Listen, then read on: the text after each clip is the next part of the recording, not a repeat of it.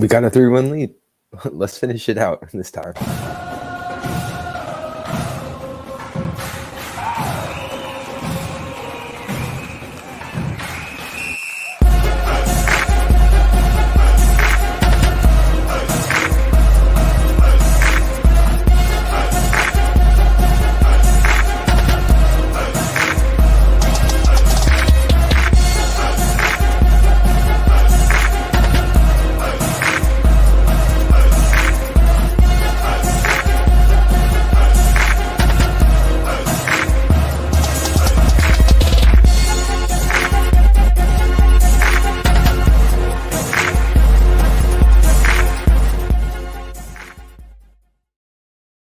Playoff baseball is awesome. However, my two main complaints of it takes a toll on your heart. I definitely need blood pressure medicine after this series. And the games are forever. Oh my gosh. It's almost 12 o'clock after an 8 o'clock start. And I'm exhausted. But, we took the 3-1 lead. Great win for the Braves. End it tomorrow night. Exactly. You got Max Fried going. End it in LA. I want to see the crowds of fans filing out of those stands and everyone who's in a Braves jersey just going crazy because, man, LA fans are garbage. LA fans are what people think Atlanta fans are. They're so incredibly fair weather. And they leave. It's the NLCS, and you're leaving. How are you leaving in a series that decides who's going to the championship? Like, how? You don't leave early. 5 more wins should be enough to win a championship. Yeah, the math adds up. 5 more wins is right. Let's get them in a row. Let's win tomorrow and let's sweep the World Series. Let's make it easier because I'm not sure how much more my body can take of this. Because staying up till 12 every night and having to stress for 3.5, 4 hours every night, it's not good for people. So let's end it as fast as possible and let's celebrate it for sure. What a game tonight. Oh my Lord. Obviously player of the game. Not obviously. Rosario's the player of the game for me, obviously. Can't say enough about the addition of Rosario. He crushes those inside pitches. Holy cow. The edited Freddie chant. You do Eddie. Oh, those inside pitches, though, he crushes. Like, it feels like every home run he pulls that goes down the right field line, it's off like a pitch like 3 inches inside. And I have no idea how he pulls it. What's up, Tyrone? Which is actually crazy. Because hitting pitches inside, it seems like the most difficult thing to do in baseball of many difficult things to do. Rosario is crazy. And then can't say enough, obviously, about what Drew Smiley was able to do. Got 10 huge outs during the game, and although he gave up the base runners that would eventually score and give the Dodgers only 2 runs of the game, his 10 outs that he got, crazy important to the Braves. Really helped save a lot of bullpen. And it's just crazy important how much Smiley meant after a huge Jesse Chavez start. Would have been nice to see him maybe get an extra inning, but you have to pinch hit when you get the chance. Awesome game by Eddie tonight, yes, for sure. Won a bullpen game without Luke Jackson, which is crazy because Luke Jackson has been your best reliever all year outside of Matzig. Matzig's been phenomenal. Matzig deserves to be talked about for 10 minutes every single night because of how well he's pitched in the postseason. Yeah, salute to Drew. But it was nice to see Luke Jackson get the day off. Obviously, he's pitched in 7 straight postseason games. I thought pitching Will Smith to close was unnecessary. It might have been nice to see Jackson go out, have a strong outing, and feel confident in himself. And you kind of not waste because obviously Will Smith is a veteran pitcher. He can go out and pitch multiple nights in a row. And he didn't pitch last night. Wait, did he pitch last night? No, he didn't pitch last night because he never got the chance to. Freddie starting to warm up, yes. Obviously, the solo home run was huge. Then the ground rule double in the 9th to add in the extra insurance run. Obviously, he'd later be driven in with the 3-run home run from Rosario. But that ground rule double to drive in Swanson was huge. And I assume that's Matzik should be the closer next year. I agree. Matzik's stuff is filthy, especially when he's on, which is a lot. Um, and that Adam Duvall catch, me and my dad were talking about that. That Duvall catch was crazy important when it came to shifting the momentum. Because I don't remember the score. It was either 2-0 or 3-0 at that point. But just for the Dodgers to put on a run, even in the home run fashion, would have been huge. And you can't understand. Duvall is entirely overlooked as a defender. He's never been like an atrocious defender. He's never been like phenomenal. But this past couple of years, he's definitely taken a step up defensively. And this year, playing in center field, it seems like he's super comfortable being a defender in center field, which is just weird because it's not like he has like elite speed or he doesn't get elite jumps, but he's good enough. And yeah, exactly. Duvall was a momentum killer. Duvall's catch was a momentum killer for the Dodgers. And you just can't understate the importance. Huge defensive plays hurt teams so much more than people think. Like last year in the Dodgers series, Mookie Betts robbing whatever it was, 3 home runs, 4 home runs during the series, huge momentum shifts. Because I just have vivid memories of you think you're gonna have a home run, you 2-run home run, 3-run home run, whatever. You rob a home run, it's so just momentum changing. It's crazy. Yet so underrated because obviously it doesn't put a run on the board, but saving runs is just as important, especially in the postseason. I personally think that the Dodgers were mentally and physically drained from that. Yeah, Giants series was obviously huge that it went 5 games comparatively to our 4 games because we had whatever 3 days extra of rest, whatever it was, where we could just relax, detox, get that champagne out of our system that we all had, even though it didn't seem like Freddie got it out until game 3. But it was huge. The Dodgers were clearly worn down. They'd been beaten. Muncy's injury to end the regular season wasn't great. Kershaw, obviously, towards the end of the season got hurt.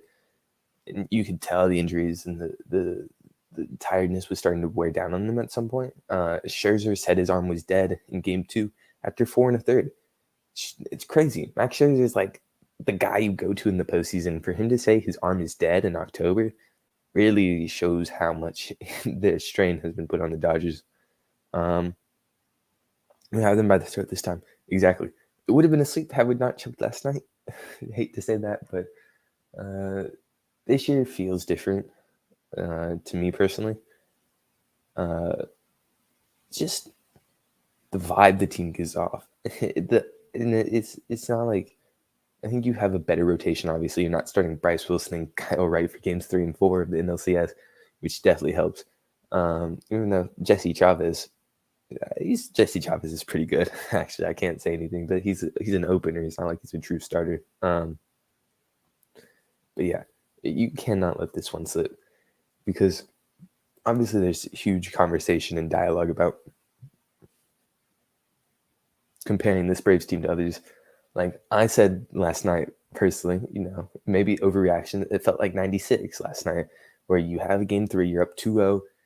You could just really just stranglehold them and take a 3-0 lead, and you blow it because your best reliever that season got beat using his second pitch and not his first best pitch. And so obviously slight overreaction there, and then people calmed down and looked, 90 in the 95 World Series, the same thing happened. And the Braves ended up just fine. So obviously it's slight overreactions to want to compare it to other series and seasons. But every Braves team is different, and this Braves team is different aura than last year's Braves team. And we don't have like a Nick Markakis and Ender Inciarte dragging down our lineup either. We can thank Giants for Dodgers pitching staff having dead arms. Yeah, the Giants grinded those at-bats. The Giants grinded at-bats all season. And they were really able to do it in the postseason. And it's definitely paying dividends here in the NLCS. Obviously, the Giants aren't reaping them, but we're getting the rewards from it. And the bullpen has to be exhausted because I don't know what it is now, but going into tonight's game, the Dodgers had pitched like 24 different pitchers. I mean, different pitchers, but a pitcher has pitched 24 times, 27 innings or whatever, however you want to say it. To have only 3 innings, like more than there were pitchers is crazy. Dave Roberts way over manages that bullpen, in my opinion. I think he really just overthinks matchups and stuff, which one thing I'm glad Snicker doesn't do, but one thing I wish Snicker definitely did slightly more of is just matchups and taking out guys when they give up hits and stuff would be huge, but you can't really complain about it. Our bullpen's not the one that's dead. We are able to throw amazing bullpen game, so can't complain too much. You just gotta hope that tomorrow Free can give you a huge start, 6 innings, and then you can go Jackson, Madsick, Minter, Will Smith, and close out the Dodgers and win and advance the World Series. Would be the ideal situation there. Free to close out would be great. There's nobody I feel more confident in giving the ball in an important game than Max Fried. Max Fried is just, oh my gosh, you can't say enough about how good Max Fried is. Especially lately, he's just been huge. I don't remember who it was. I think it was Talking Chop or something like that. They had a stat where in the last 2 years, the Braves have only lost like 2 games in August, September, October, started by Max Fried, with something along those lines, which is crazy, but it shows you how much his game improves when he's pitching in important games, and it's crazy how good he is in those. Yeah, Fried is the GOAT. Kind of built like one too, with how slender he is, but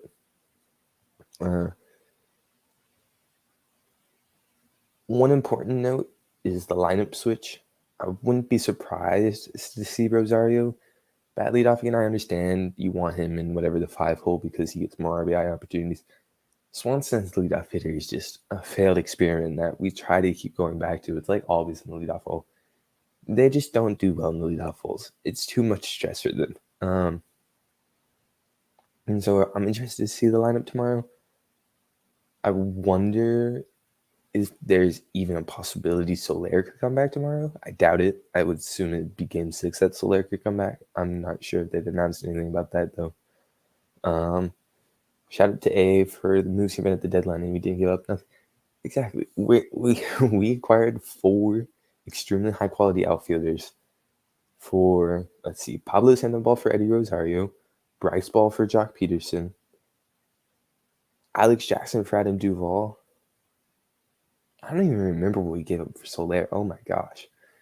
You gave away nothing for 4 extremely high-quality outfielders, and they've been huge. You cannot understate Alex Anthopoulos' moves at the trade deadline. Obviously last year, whoever was Tommy Malone or whatever his name was that he picked up at the trade deadline, not the greatest, but obviously it's like a 60-game season. You don't want to invest too much into it. But in 19, when he went out and acquired Melanson, Martin, and Smith, huge bullpen additions, and then this year getting the 4 outfielders and then Rodriguez, even though he hasn't been on a postseason roster, but you just can't. A's additions crazy. I thought Darno in 8 was interesting, because I understand he hasn't been the same. The lineup's so deep though. I want Darno hitting higher than 8th, but it's like, does he hit higher than Peterson? Does he hit higher than Duvall? He's not hitting higher than Rosario or Peterson, in my opinion. Duvall's been iffy, but he's come through in this game when we needed him. And Darno's been the worst hitter statistically on the team outside of who was it? Dansby hasn't been great. Hey, how's it going? This was a much needed response game. 100%. Response game was huge. Momentum is what everybody was talking about, because you lose a game like that, and so often the team comes out flat the next day. And so just huge. Rosario's home run to get them on the board early, and then just the Duvall back-to-back home run, obviously. The response early, great pitching, and the response to the collapse last night, huge. Momentum defining. And this Dodgers team does not seem to have the same, to me at least. I mean, obviously, they didn't show much faith last year, but down 3-1, this Dodgers team looks considerably more quiet than the Dodgers team of last year. And so definitely need to take advantage of that. And you have the momentum right now. Just win tomorrow, and let's not have to worry about going back to Atlanta. Let's worry about having to plan our trip to Houston or Boston. And then, hard to believe we got him for Panda. Awesome trade. Pablo was cut like 2 hours later. Crazy. How do you get such a high quality player, postseason player, for a guy that was cut 2 hours later? It's like, here, have him for free, pretty much. Oh, then Moby doesn't let us have him for free. Okay, we'll take somebody from you, and then we'll cut him. Which is crazy. Huge. And then, oh my God, the one area I do worry about is there will be a time that comes. I don't know if it will be tomorrow. I don't know if it will be sometime the rest of the series. I don't know if it will be the World Series when we make it. I'm saying win because I'm manifesting it. We have no bench bats. It's extremely worrying that we have to go to Adrianza as our to go to bench bat because that man is not good. Arcia is not good. Camargo, not even hustling in a playoff game. That man was jogging down the first base line. He had a chance where he could have beat that out. So it was a tough play. So I worry there's going to be a time that comes up where we need a bench bat, an important at bat, and we're not going to have one. And that's what worries me about this team. That's the one thing that really worries me. But, it is what it is, obviously. And you can't change it, even though if you get Soler back, then you'll have whoever, Duval, Rosario, or Peterson off the bench, which would be huge. So Soler coming back from COVID really just solves everything. The job's not finished, yes, but we are manifesting over here that it will be finished tomorrow night. We'll see them celebrating, and it will be like 1 o'clock in the morning when they host the post-game show. And we'll all be happy and exhausted because it's 1 o'clock in the morning after a postseason game and we're celebrating. But we're manifesting that. Hopefully it happens. This might be thinking a little too far ahead. If Soler comes back, where would you see him in the panel? He goes back to leadoff. Unless you want Rosario at leadoff and put Soler in fifth or whatever. But he goes back to leadoff for me personally. He was hitting, from my memory, I don't have the stats up with me, but it feels like he was doing pretty well in the leadoff. And that's where I would want him anyways. I like having explosiveness in the leadoffs. That's the reason why I loved Acuna in the leadoff when he was healthy, because he offers an explosiveness that you rarely get from leadoff guys. And if he can get on, then you've got Freeman, Albies, O'Reilly behind him who offer same or higher or just slightly lower levels of explosiveness in their bat, and for Albies in his feet. So I would put him leadoff. And then just move Dansby down to 8 again, move Darno back to 7, and whatever else has to happen there. But that would be interesting, though. I wonder if Soler maybe comes off the bench the first couple of games he comes back and is the bench bat, because obviously he's coming off of COVID, so we don't know to what extent the effects are. I assume he's asymptomatic. He's probably vaccinated. I would assume he's vaccinated. So I doubt he's having like any huge major reactions, but it's still just, you'd rather be safe than sorry. Have him come off the bench, get a couple warm-up bats before he re-enters the starting lineup. But if we were to win tomorrow night, and then obviously you wouldn't have a tune-up game before the World Series, I wouldn't be surprised if he comes and starts in the lineup for the World Series if we were to win tomorrow night, so he doesn't get tune-up at bats. But who knows? And the Snicker does stuff that we don't expect all the time. So, who knows with that? I don't know. And then just one more really underrated part of the game. Minter going 2 innings. Minter going 2 innings was huge tonight. Playoff AJ Minter, something else. That man is crazy good in the playoffs. I don't know why he is so good in the playoffs or what flips that makes him so good in the playoffs, but he's just crazy. I don't know how to describe it. But 2 innings tonight, you can't say enough about it. Uh, 2 innings, let's see, 1 hit, 1 strikeout. That's a huge thing. He only had 1 strikeout, but he was still able to get 6 outs in 22 pitches.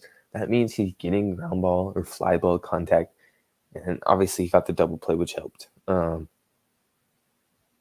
man, you can't say enough about Minter, and it's great to see him really succeed. He has a 0 ERA in the postseason. That's crazy. That man is so good in the postseason. And Minter and Matzik are such great stories. Oh my gosh, I know I'm kind of rambling here. It's late at night. I'm tired.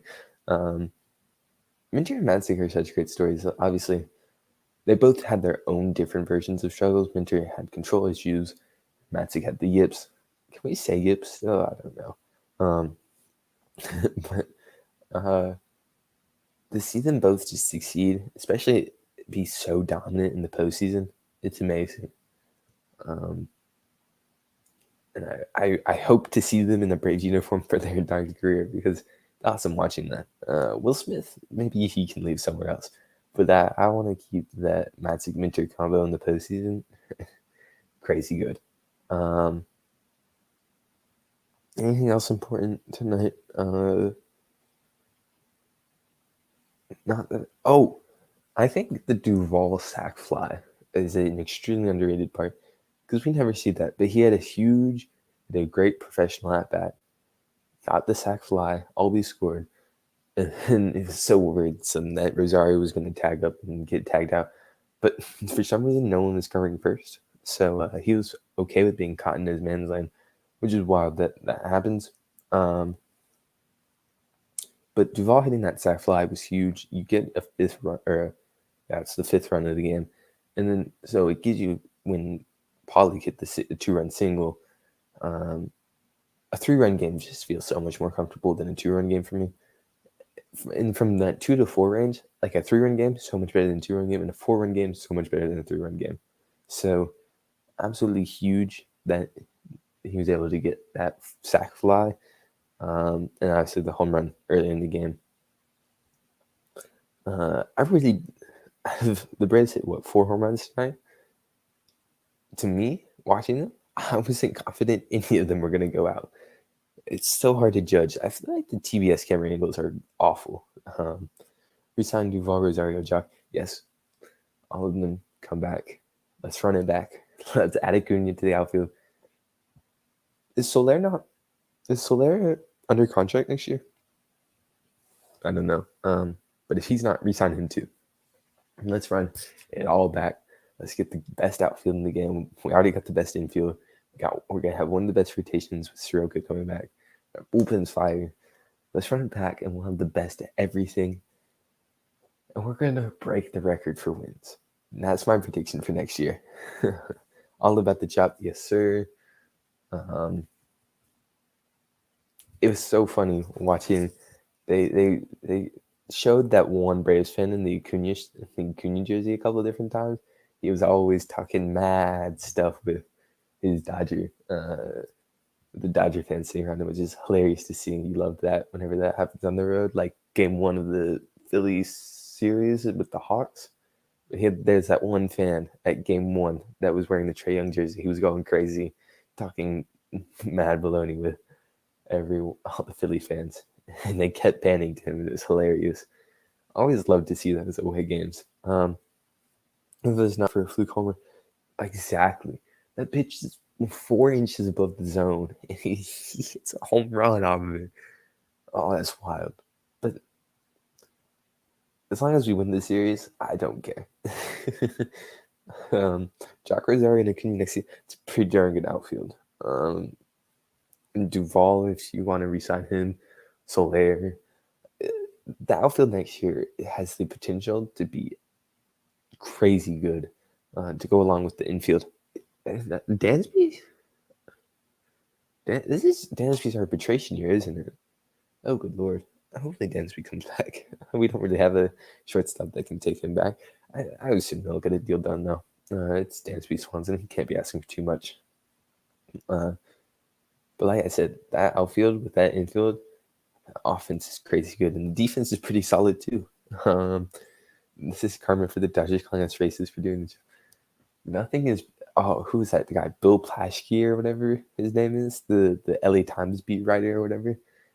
The jokes from him, amazing. The Waffle House references, the sterile shopping mall. All the Braves fans were like, "Oh my gosh, Dodger Stadium is as quiet as a sterile shopping mall because of after what he said after like the first two batters in Game 2 about how quiet it was." Amazing. And so love to see that. And then obviously you got Jeff Schultz here in Atlanta, who does not like it. I enjoy the chop. I love the chop, but I can understand where people are coming from. I don't think it's that big of a deal though, but I'm white, so obviously my opinion is not as strong as Native Americans who have been impacted by racism and stuff. But enough of that. It's first to 4, not to 3. Yes, it is first to 4, not to 3. We know. But getting to 3 first, and they only got 1, is pretty darn good. We have seen 3-1 leads blown. We saw it last year, so obviously it's not secured. But like I said at the beginning of the show, this Braves team feels different than the previous Braves team, and hopefully they can clinch. Thoughts when you saw Luke Warming in the bullpen tonight? I'm gonna be honest. Like the game was not giving my 100% attention. I kind of had a secondary screen of basketball, and I think when they showed Luke, I just didn't recognize it. I was watching basketball. No problem with Luke warming up. And honestly thought that once Rosario hit that home run, that he should probably pitch the 9th instead of Will Smith and save Will Smith for tomorrow. I didn't do that, but I have no problem. You obviously you gotta have the goldfish memory. Like Ted Lasso says, they're the happiest creatures because they got that 10-second memory. You have to have that in a lot of sports, including baseball, because baseball, you come out there the next day and you play another game.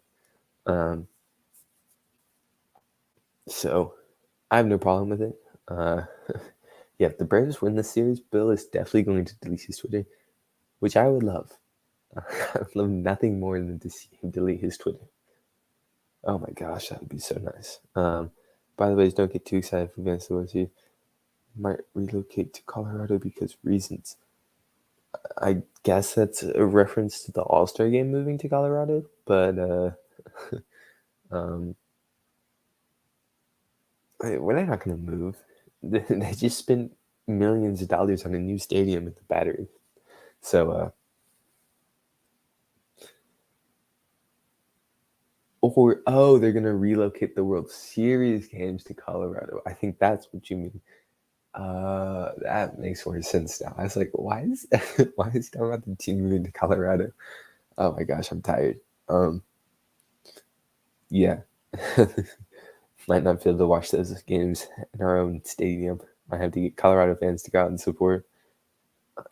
He did say that. I saw that article that he posted. He was like, after the Braves almost had the Dodgers in a stranglehold, the Dodgers now hold the Braves on the ropes or whatever.